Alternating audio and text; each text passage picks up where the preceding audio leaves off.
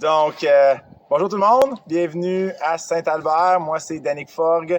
Je suis le propriétaire de la ferme Albert Forgue. À la ferme, on a un élevage de bovins. Donc, on développe notre propre génétique de bœuf. On a aussi des cochons qu'on élève durant l'été, des poules à viande, des dindes, et on a des poules pondeuses à l'année. En plus de tout ça, du côté plus maraîcher, on fait de l'ail, on fait des citrouilles, on fait des patates.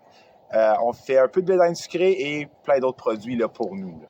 Donc, c'est sûr qu'on est sur un terrain très riche ici dans le coin de Saint-Albert. On a la chance d'avoir une glaise qui est riche en production de grandes cultures. Moi, de mon côté, quand j'ai grandi, on faisait dans le fond on faisait nos propres récoltes pour nos animaux, donc le foin, le grain, tout ça. Ensuite, on a commencé à louer à un voisin les terrains pour la grande culture. Puis là, de fil en aiguille, nous, on a repris des terrains, autant pour nos animaux, pour permettre à nos animaux d'avoir le package. Puis aussi, on a 2 carrés de jardin où on plante nos patates, notre ail et nos autres produits de jardin. Puis, dans le fond, ce qu'on fait, nous, aux 2 ans, on va prendre le compost animal, donc tout ce qui est le fumier des animaux, puis ça va être mélangé au terrain des jardins pour enrichir le sol. On fait des tests de sol aux 2 ans aussi. Donc, on fait analyser nos tests de sol aux 2 ans pour assurer, dans le fond, que les tests de jardin produisent vraiment les bons. Je travaille avec un collaborateur qui a une expertise là-dedans qui m'aide au niveau de quels sont les meilleurs sols pour l'ail, pour les patates et ainsi de suite.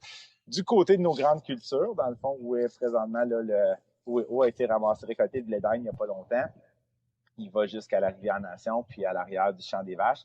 Ça, c'est depuis maintenant 12 ans, on travaille au niveau de no-till.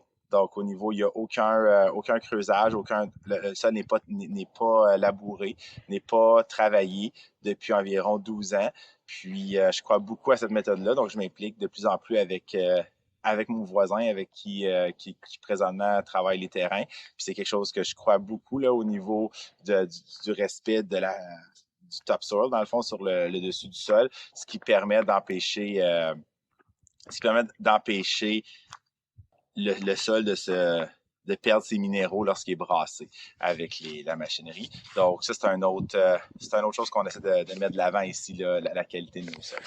Au niveau des couvre-sols, c'est sûr, pour notre ail, depuis quelques années, on va lui mettre dans le fond, un lit de paille par-dessus une fois qu'on l'a planté, ce qui permet de protéger pendant l'hiver notre ail qui est en plantation, mais aussi au printemps, on va seulement tirer un peu les rangs, mais laisser la paille là, puis ça va vraiment contenir la mauvaise herbe de façon phénoménale. Là. Les premières années où on ne mettait pas de paille, on avait un bon résultat. Au niveau quand même de l'hiver, on réussissait, mais c'était fou. La mauvaise herbe s'attaquait à l'ail, donc d'avoir réussi là, d'avoir notre paille par-dessus, c'est vraiment fantastique. Ensuite, au niveau des couvre-sols grands, avec dans le fond, mon voisin qui travaille les terrains ici, ce qu'il fait lorsqu'il fait du soya, il va mettre du sec d'automne pour, dans le fond, protéger le sol au niveau, lui, le recouvrir pour l'hiver.